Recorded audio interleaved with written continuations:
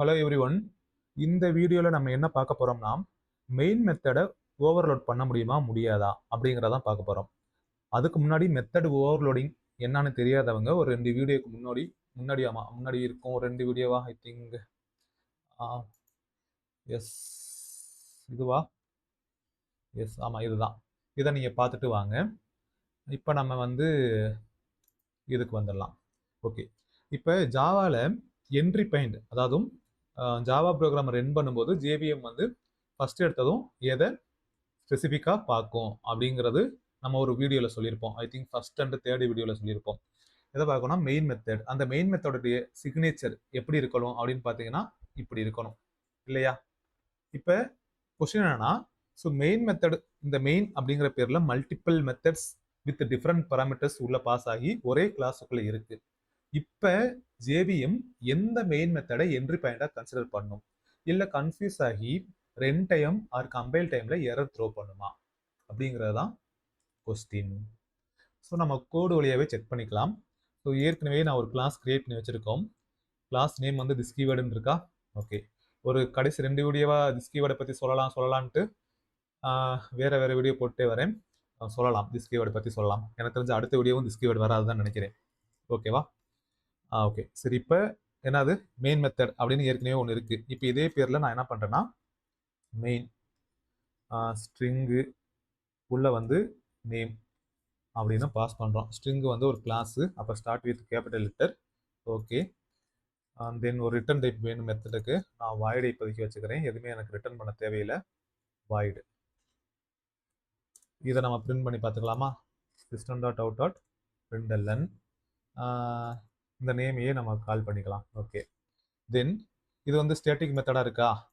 இதனால ஒன்றும் method overloading பிரச்சனை கிடையாது. நான் ஸ்டேட்டிக் கீவேர்டை பற்றி சொல்லலை, பட் இருந்தாலும் இன்னொரு ஸ்டேட்டிக் மெத்தடை நம்ம கிரியேட் பண்ணிக்கலாம். நான் நாளை பின்ன உங்களுக்கு அதில் கன்ஃபியூஷன் ஆகிருக்கூடாதுல. பட் இந்த ஸ்டேட்டிக் கீவேர்டு யூஸ் பண்ணுறதுனால அது மெத்தட் ஓவர்லோடிங் எலிஜிபிள் கிடையாது. டூப்ளிகேட் மெத்தட் தான். நம்ம இங்கே ஏதாவது வேரியபிளை சேஞ்ச் பண்ணணும், சரி, ஆர்குமெண்ட்டை சேஞ்ச் பண்ணணும், விச் மீன்ஸ் பராமீட்டரை சேஞ்ச் பண்ணணும். இன்ட்டு வேல்யூ அப்படின்னு வச்சுக்கலாம். ஓகேவா? Okay, value.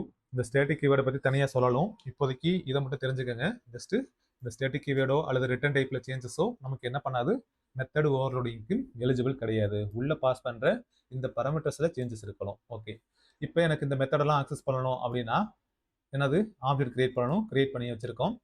இதை இன்ஸ்டன்ஸ் மெத்தட்னு சொல்லலாம்ப்பா. இதை ஸ்டேட்டிக் மெத்தட் அப்படின்னு சொல்லுவாங்க. ஓகேவா? இப்போதைக்கு இப்படி வச்சு ஸ்டேட்டிக் கீவேர்டு வந்தால் அது ஸ்டேட்டிக் மெத்தட். உங்களுக்கு தெரியும் இந்த மெயின் மெத்தடில் ஸ்டேட்டிக் கீவேர்டு ஏன் யூஸ் பண்ணுறோம்னு. தெரியாதவங்க அந்த video first I think third வீடியோன்னு நினைக்கிறேன், அதை பார்த்துட்டு வாங்க. இப்பயும் நான் என்ன பண்ண போகிறேன் அப்படின்னா, ஆப்ஜெக்ட் டாட் அந்த மெயின் மெத்தடை நான் கால் பண்ண போகிறோம். உள்ள ஸ்ட்ரிங் இருந்துச்சு, நான் என்ன பண்ணுறேன், உள்ள எஸ்கே அப்படின்னு பாஸ் பண்ணியாச்சு. தென் இன்னொரு இன்டிஜரை பாஸ் பண்ணோமா, மெயினில் இன்ட் அப்படிங்கிற வேல்யூ. ஸோ இங்கே ஒரு 99 அப்படின்னு பாஸ் பண்ணுறோம். ஓகேவா? சரி, இப்போ ரன் பண்ணி பார்ப்போம். கம்பைல் டைமில் எரர் வரல, ரன் டைமில் எதுவும் வரதான்னு பார்ப்போம். இல்லை, ப்ராப்பராக ரன் ஆயிடுச்சு. நேம் 99 அப்படின்னு ரன் ஆயிடுச்சு. ஸோ அப்போ என்ன மீனிங், மெயின் மெத்தடுங்கிற பேரில் மெயின் அப்படிங்கிற நேமில் எத்தனை மெத்தடு வேணாலும் நீ வித்தின் கிளாஸ் கிரியேட் பண்ணிக்கங்க. ஆனால் நான் இந்த சிக்னேச்சரில் இருக்கு பார்த்தீங்களா, இதை தான் ஸ்பெசிஃபிக்காக என்ன பண்ணுவேன், மெயின் மெத்தடாக கன்சிடர் பண்ணுவேன் அப்படின்னு ஜேவிஎம் சொல்லுது.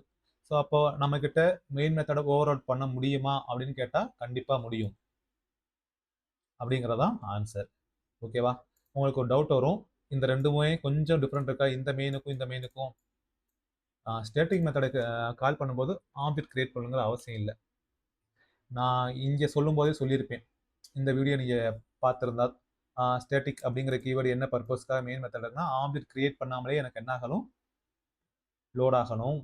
ஸோ அதான் ரன் ஆகணும். ஸோ அந்த பர்பஸ்க்காக தான் இங்கே ஸ்டேட்டிக் கீவேர்டு. அதனால தான் ஆப்ஜெக்டோட ஹெல்ப் இல்லாமலே என்ன பண்ணுது, இந்த மெயின் மெத்தடை ரன் ஆகுது. நீங்கள் கிளாஸ் நேம், சரி, ஆப்ஜெக்ட் நேம் டாட் வச்சும் ரன் பண்ணலாம். ஓகேவா? ரெண்டும் தப்பு இல்லை. பட் தனியாக ஸ்டேட்டிக் கீவேர்டு இதை பற்றி எல்லாமே சொல்லுவோம், எப்படி எல்லாமே அது தனியாக இருக்கட்டும். ஓகேவா? ஸோ இப்போதைக்கு நம்முடைய வீடியோவுடைய கோல், இந்த வீடியோடைய பர்பஸ் என்ன அப்படின்னு பார்த்தீங்கன்னா, மெயின் மெத்தட ஓவர்லோட் பண்ண முடியுமா? ஓவர்லோட் பண்ண முடியும். ஓகேவா? Thank you. அடுத்த வீடியோல பார்க்கலாம்.